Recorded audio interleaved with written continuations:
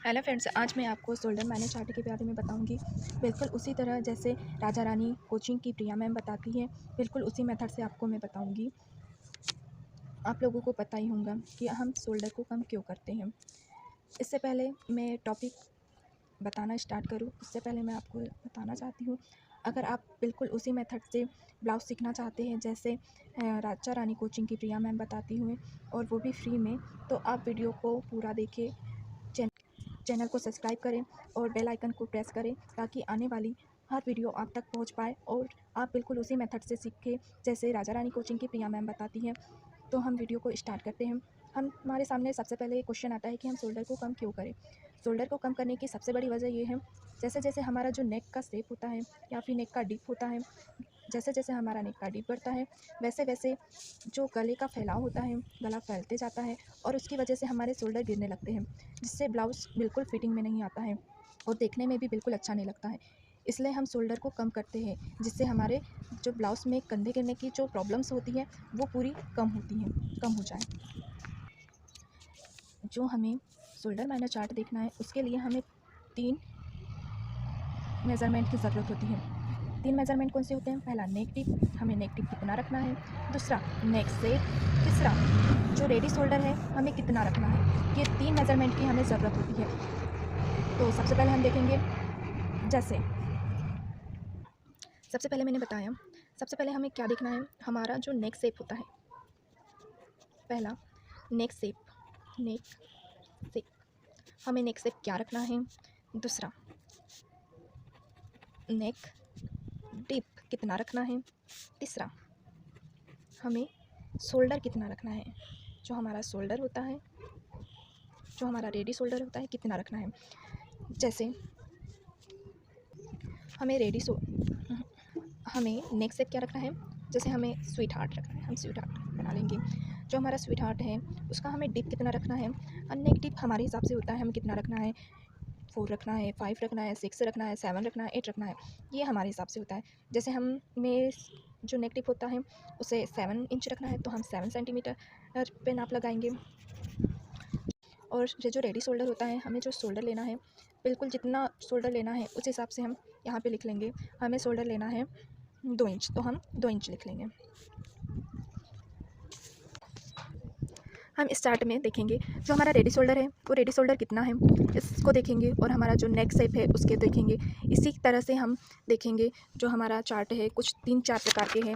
आप इसकी लास्ट में वीडियो में देख लेना, मैं आपको लास्ट में बता दूँगी। तो सबसे पहले हमें देखना है हमारा जो रेडी शोल्डर है हमें कितना रखना है। पहले ये चार्ट देखेंगे कि हमारा ये जो रेडी शोल्डर है इस नाप में आ रहा है। जैसे यहाँ पे 0.50 और 0.75 है, इसमें हम नहीं देखेंगे क्योंकि हमें जो हमारा शोल्डर है, शोल्डर नाप इतना नहीं आ रहा है, इसलिए हम इस चार्ट में नहीं देखेंगे।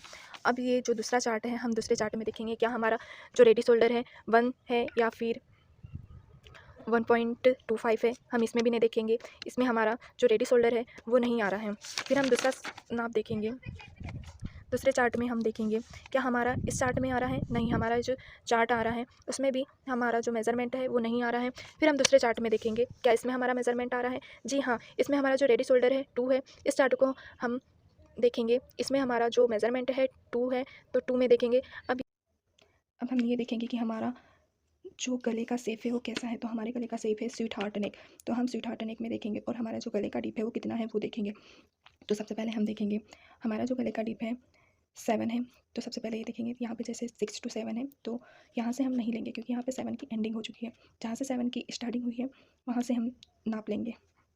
जैसे यहाँ पे 7 to 8, तो यहाँ पे 7 का नाप लेंगे, और हमारा नेक है स्वीट हार्ट नेक।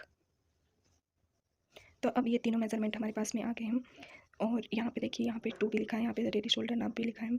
तो ये हमारा एक मेज़रमेंट हमारे सामने आता है। देखिए यहाँ पे स्वीट हार्ट नेक आया है और रेडी शोल्डर का माप है 2, और यहाँ पे हमारा नेक की डिप है 7, तो ये यहाँ पे हमारा एक प्लस का मार्क आता है। इसी तरह आप मार्किंग करके देख सकते हो कि कहाँ पे आपका मेज़रमेंट आ रहा है।